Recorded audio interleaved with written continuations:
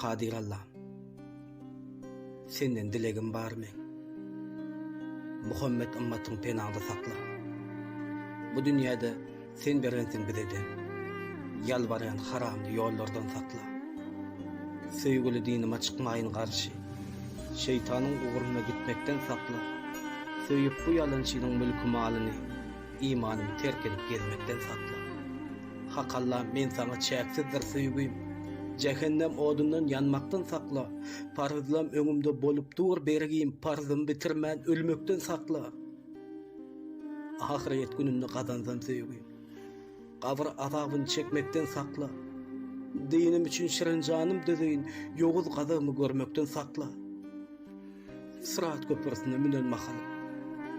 Günahlam arkamda bolmaktan sakla. İyiyin dünyada halal tapanım.